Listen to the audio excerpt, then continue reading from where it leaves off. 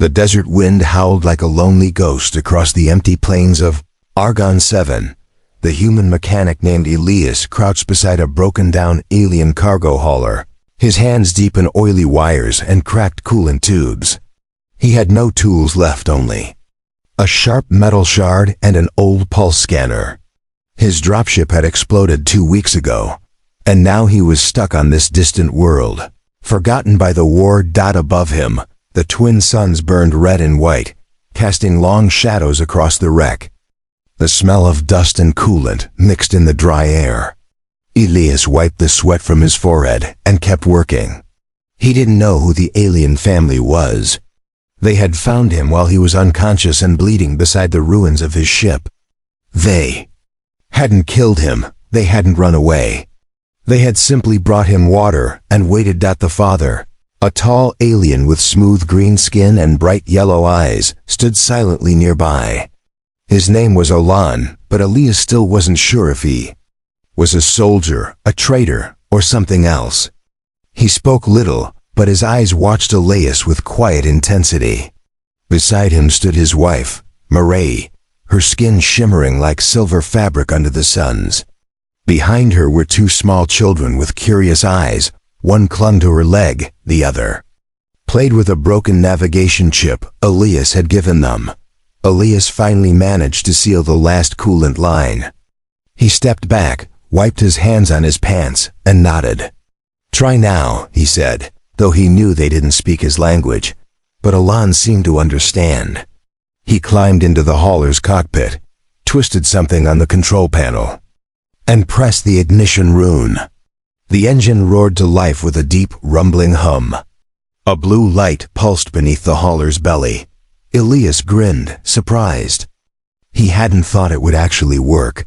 Marie gasped in soft alien speech and the children jumped and clapped. The sound of their happiness hit Elias in the chest like a forgotten memory. It had been so long since anyone smiled near him. So long since anyone thanked him. Olan stepped out of the hauler and walked slowly toward Elias. He stopped just inches away, looked down at the human with those glowing eyes, and did something unexpected. He dropped to one knee and placed his forehead gently against Elias's. Elias froze. He had no idea what the gesture meant. Surrender? Gratitude? A promise? Then Olan stood, turned toward his family, and spoke in a soft voice. Marie stepped forward with the children. One by one, they touched Elias's hand, their skin cool and soft, their faces serious. Then, as if it were the most natural thing in the world, Marie reached for his hand and smiled. Olan nodded once. His voice was deep and clear as he spoke alien words Elias didn't understand. But somehow, the meaning landed in his heart. They weren't leaving. They were staying with him. Elias looked around, confused. "I just fixed an engine," he muttered. "I'm not a hero." But something bigger was happening. He could feel it. That night, under the quiet stars, they shared food. The children curled beside him as if they had always belonged there. Marie sang a soft, echoing lullaby. Olan watched him with silent trust. Elias didn't know why this alien family had chosen him. He didn't know what they expected. But deep inside, he felt something changing. After so many years of fighting, running, surviving and losing, he didn't feel like a weapon anymore. He felt like a person. The war between humans and the alien coalition had destroyed cities and planets. Trust had been burned like dry leaves in a storm. But here, on this quiet, broken moon, something rare had happened. One engine, one act of help, and now they had given him their family, not as servants, not as trade, but as something deeper, something sacred. As he lay on the soft sand beside them, listening to the soft breathing of the children and the faint hum of the hauler, Elias closed his eyes and whispered to the stars above, "Why me?" But no answer came, only peace. And in that moment, he didn't need to know why. He just needed to protect what he had been given, whatever it was. It had already begun. Elias woke before dawn. The sky over Argon 7 was still dark, painted with strange stars and drifting dust clouds. The two alien children were still asleep, curled against him. Murray sat a few feet away, humming quietly while preparing something over a small blue flame. Olan stood guard, his long weapon resting against his back, eyes watching the distant hills. Elias slowly sat up. His body still ached from old wounds and the rough desert nights. But something about this place, the warmth of the alien children, the soft song of their mother, and the quiet trust of their father made the pain feel less sharp. He had survived war, betrayal, hunger. But this peaceful morning felt like something he didn't deserve. Murray turned and handed him a bowl. It was a thick paste, salty, with a hint of sweetness. Elias didn't ask what was in it. He smiled and ate. The children stirred, blinked at him, and then climbed into his lap without a word. Their tiny hands grabbed his fingers, curious and playful. Olan finally spoke in his deep, slow voice. Elias turned, surprised. That was the first time the alien had said his name. He nodded. Yes, that's me. Olan pointed toward the eastern ridge, where a faint black column of smoke had begun rising. His voice turned cold. War men. Elias stood quickly. He recognized the type of smoke, controlled, mechanical. That wasn't a fire from an accident, it was a military beacon. Possibly human, possibly not. But either way, it meant danger. Could be scavengers, Elias said, or worse, soldiers. Olan nodded grimly. He pulled a square metal box from a pouch and placed it on the ground. The top opened, showing a flickering 3D map of the desert. A red dot blinked near their location. Two more were slowly moving closer. They're tracking something, Elias whispered. Or someone. The alien father pressed a finger to the red dot. Family, he said simply. Elias felt his stomach twist. They weren't just passing by. They were hunting them. He looked at the children again. They didn't know. They were still laughing, still too young to understand what war meant. Murray's smile faded as she watched the map. She reached out and gently placed her hand on Elias's arm. We have to move, he said. Olan nodded, already packing supplies. But Elias paused. Where?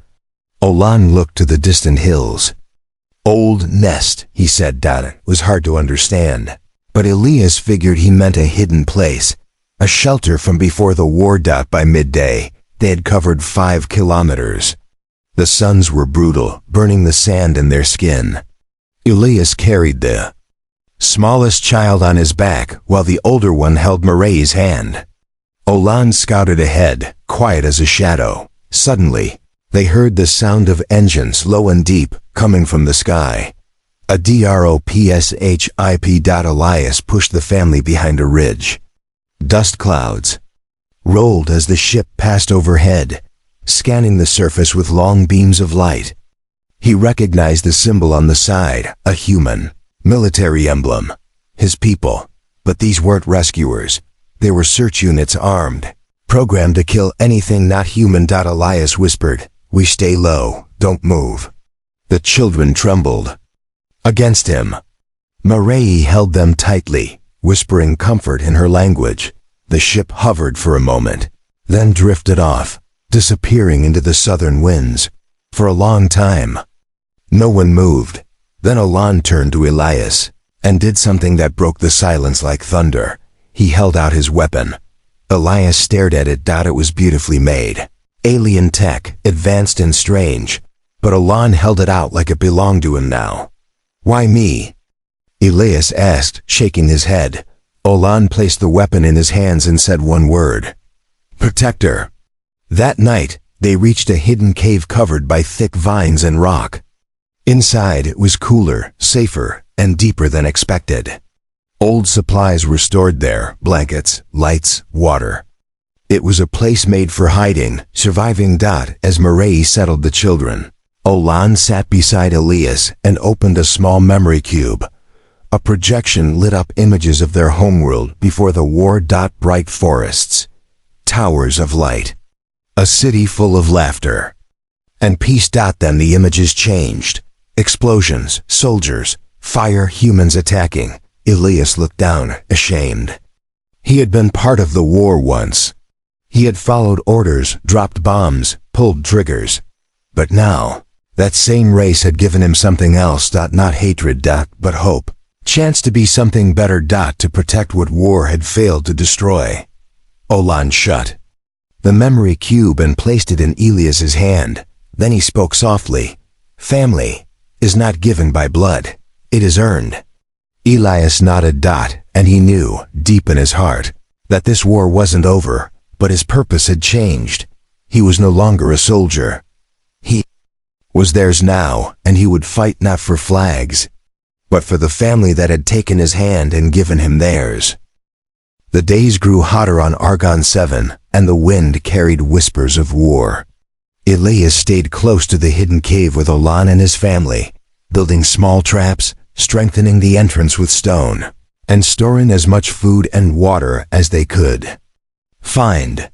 Every night, they watched the stars together, counting the silent dropships flying by like dark birds. The children didn't understand the danger. They still laughed, still played with sticks and old tech chips. Murray sang soft lullabies, in a language Elias couldn't speak but somehow understood. It brought calm. It brought peace. But peace wasn't made to last. One morning, as the twin suns rose, a noise shattered the air. A sharp crack, then silence. Olan was already on his feet, weapon in hand. Elias grabbed the blaster Olan had given him and rushed outside. Dust flew down from the hills above, then another shot.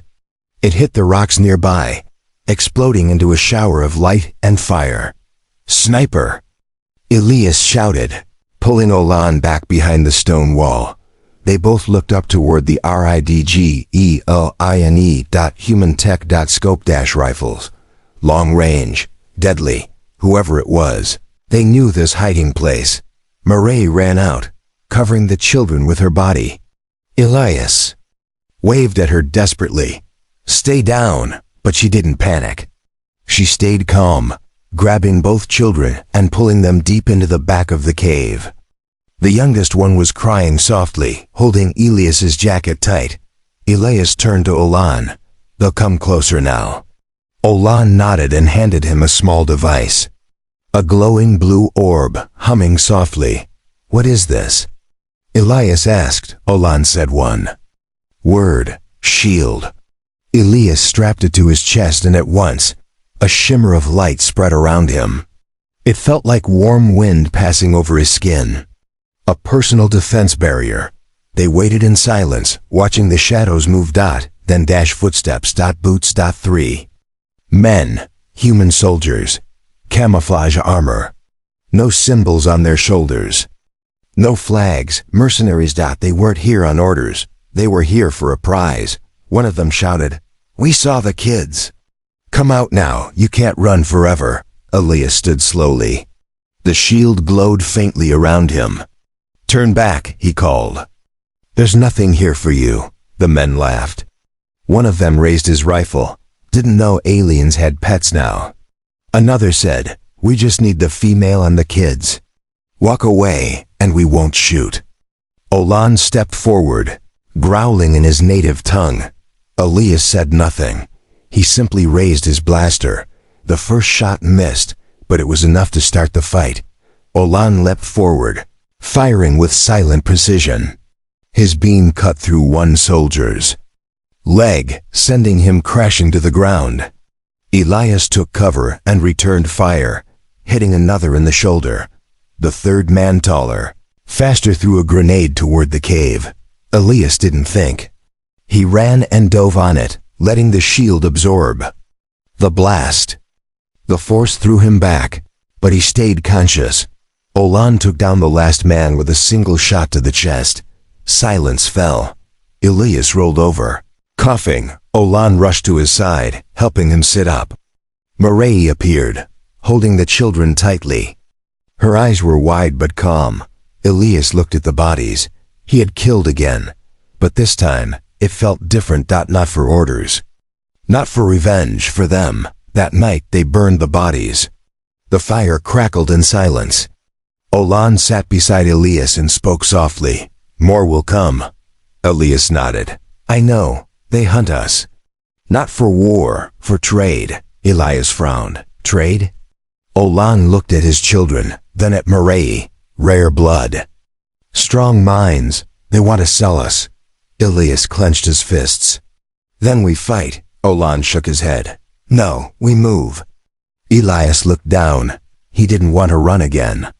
He didn't want to lose this new life, but he understood that it wasn't about pride. It was about keeping the family safe. The next morning, they packed what little they had left. Elias helped the children into a small crawler vehicle hidden behind the cave. Marie wrapped soft cloth around their faces to shield them from sand. Before they left, Olan stood beside Elias at the mouth of the cave. "You could stay," the alien said. Elias shook his head. "No, I'm not letting you go alone." Olan studied him. "You are not one of us." Elias looked at the family in the crawler. "I am now." Olan smiled for the first time since they met. It was a small smile, but it meant everything. The crawler hummed to life, and together they disappeared into the desert wind, searching for a new place, a safe place, somewhere beyond the reach of war. But Elias knew something deep in his bones. They wouldn't be able to run forever, and when the time came, he would stand between the enemy and this strange, beautiful family. No matter the cost. The crawler moved through the night, its silent engine gliding over the sand dunes. Elias sat beside Marie and the children in the back while Olan drove. The stars above were unfamiliar. No maps, no signals, only endless sky and the wind's dry whisper. They traveled for hours, resting only when the heat became too much. Elias took turns driving, always keeping the scanner in his lap, watching for movement. There was none, just silence. Still, they didn't feel safe. By the third day, the land began to change. The desert gave way to cracked stone and deep canyons. Strange glowing plants grew along the edges, pulsing faint blue light into the night. Olan slowed the crawler and pointed to a path that led down into the rocks. "Old place," he said. Elias followed his eyes. In the shadow of a canyon wall stood a structure half buried, broken, but still standing. A tower, maybe, or an outpost from before the war. They stopped near the entrance and stepped out. The air was cooler here. The rock walls blocked the suns. Elias carried the youngest child while Marie held supplies. Olan moved ahead, his weapon raised. Inside, the building was dusty and dark, but solid. The lights didn't work, but the walls were thick, and the roof hadn't collapsed. It was enough, home for now. They made camp in the largest room. Elias set up a signal jammer, just in case anyone tried tracking them. Olan built a small heater from old parts. Marie made food from dried root powder and strange alien seeds. Later that night, Elias sat by the entrance, keeping watch. The stars blinked far above, silent and cold. He thought about Earth, what it looked like now. Was the war over? Had anyone survived? Did it even matter? He wasn't sure where he belonged anymore. But when Marie sat beside him and placed the sleeping child in his lap, he felt something strong in his chest. This was where he belonged. The next day, Olan showed Elias the rest of the ruins. There was a water system deep underground, still half working. There were old defense units, broken but repairable. And most importantly, a signal room, shielded by thick lead walls. Elias stepped inside, brushing off ancient dust from the control board. "We can send messages from here," he said. Olan nodded. "To who?" Elias hesitated. That was the question, wasn't it? He powered up the panel. Lights blinked faintly. The transmitter was weak, but it worked. He typed slowly, fingers unsure. "To any human receiver civilian family under threat request. Safe zone coordinates. I am not enemy. I protect them now. Elias Grant, former engineer." UEG-09. He hit send. The signal vanished into the dark sky. He waited. Hours passed. Then a ping. Unauthorized. Transmission detected. Squad deployed to CORDIN-80 as Elias's heart dropped. It was a trap. He whispered. OLAN. Read the screen and placed a hand on Elias's shoulder. We run? Elias shook his head. No time. They'll be here soon. Olan didn't flinch. Then we fight. They moved fast. Mireille took the children to a hidden tunnel under the ruins. Elias and Olan set up what defenses they could: barricades, traps, pulse charges along the entrance path. By nightfall, they heard the sound of engines. DROPS HIPS. Two of them. Elias gripped the blaster tightly. We hold them off as long as we can. Olan looked him in the eye. We will. The enemy soldiers came in fast. Black armor, no emblems, no words. Mercenaries again. Paid hunters. The first trap blew out the lead unit's legs. Screams echoed. Elias fired from the window. Olan picked them off with deadly accuracy. But they kept coming. One reached the wall and fired inside. Stone exploded around Elias, throwing him to the floor. He crawled back, bleeding from his arm. Olan dragged him behind cover. They want the family. Elias gasped. Olin nodded. Then we keep them from them. A sharp sound rang out. A grenade bounced into the room. Olan didn't hesitate. He grabbed it, threw it back, then turned and took a shot straight to the chest. He dropped. Elias shouted his name and crawled to him. Olan was breathing, barely. The armor had taken the worst of it, but he was fading.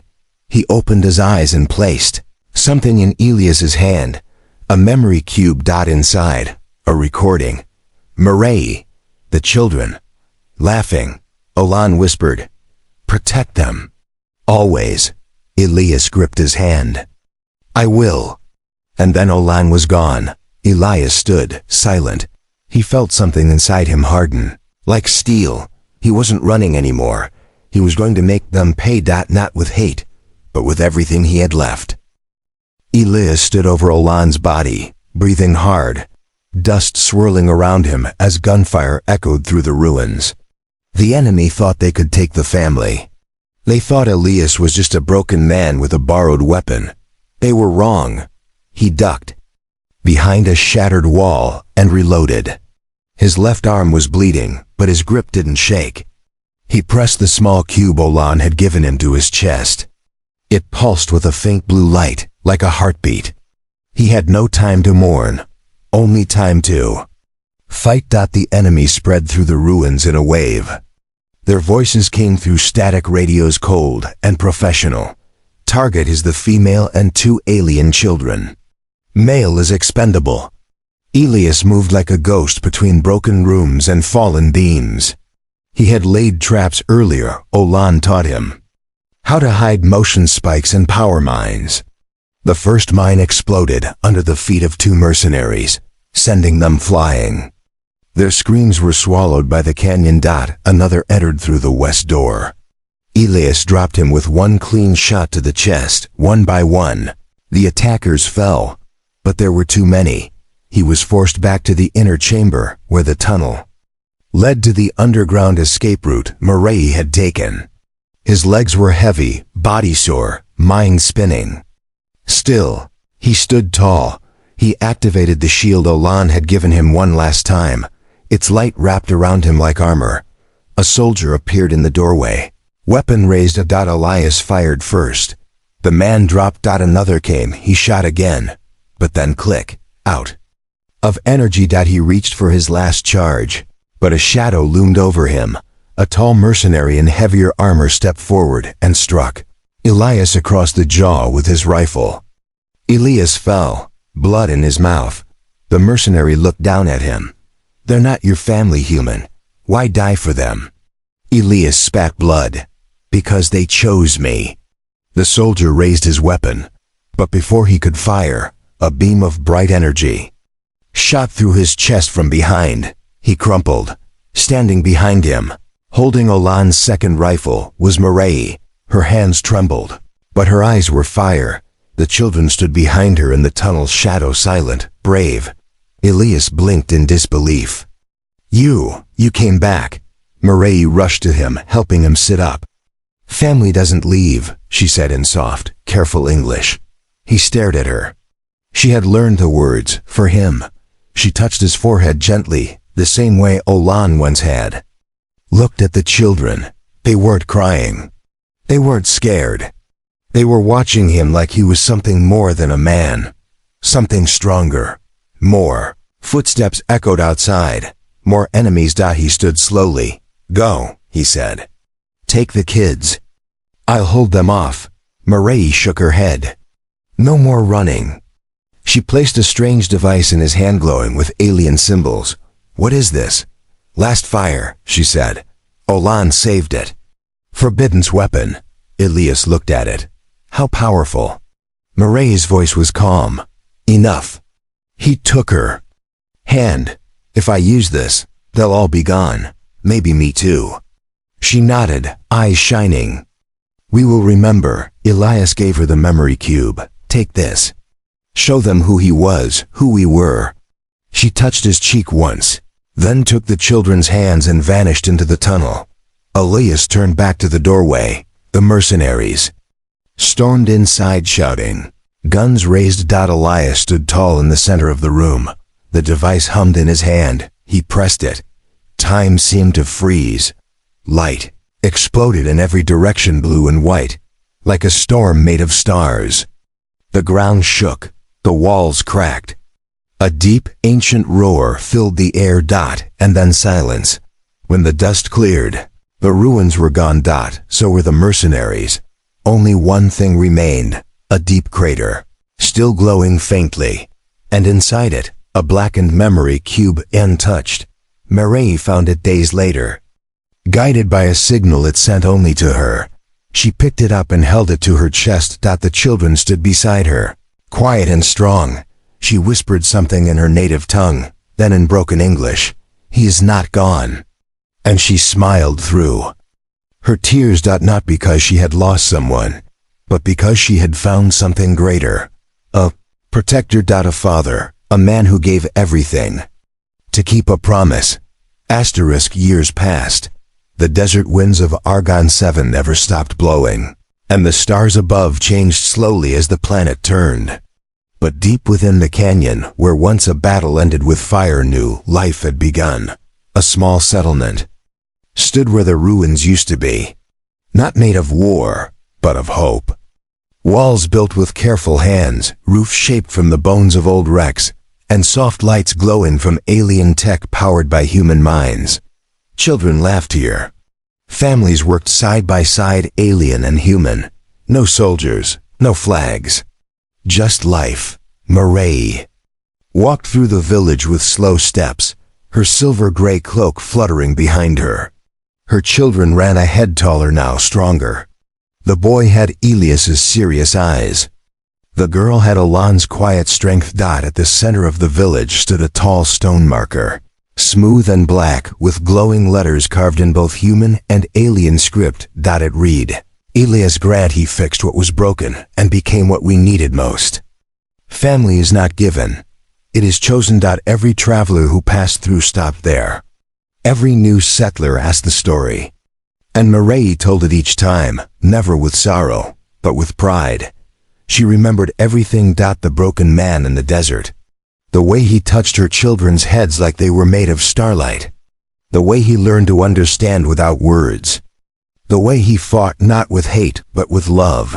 The memory cube Elias gave her had become a part of the village's archive. It played his voice, his laughter with the kids, and even his last message. She played it for them once a year on the day they called the choosing. That day had become sacred. Not because of death, but because that was the day. A man chose to become something more than human. He became theirs. One evening, as the sky turned gold and the stars woke above the canyon, Mireille sat near the marker and watched her children playing with others. Alien children, human children, mixed families laughing like they had never known war. Beside her, an older man from Earth sat quietly. He was a traveler, wounded from some far-off skirmish, seeking peace. He glanced at the marker and asked, "You knew him?" Murray smiled. "He knew us." The man tilted his head. "You're not human." "No," she said gently, "but he was. And he didn't care what we were." The man looked at the children again. "They say he gave up everything." Murray looked up at the stars. "No," she whispered. "He finally found everything." Silence hung between them. Then the man asked, "Do you ever wish you could have saved him?" She didn't answer right away. Then she said, "He saved us." That was all he ever wanted. The wind carried her words through the night. Somewhere, deep in the canyon, wildflowers grew in the place where Elias had stood his ground. They only bloomed once a year, blue and gold, the color of his shield. The children called them protectors bloom. And each time one was picked, it was never taken away. It was placed by the stone marker, gently, with thanks. Because stories, when true, do not end in silence. They live on in the people they touch. And Elias Grant had become more than a man who fixed engines. He had become the heart of a family. The reason a village stood, and the proof that love could grow even in the ashes of war. Murray closed her eyes and whispered softly to the wind, "Thank you." And somewhere, far beyond the stars, perhaps Elias heard her, perhaps he smiled. Perhaps that was enough.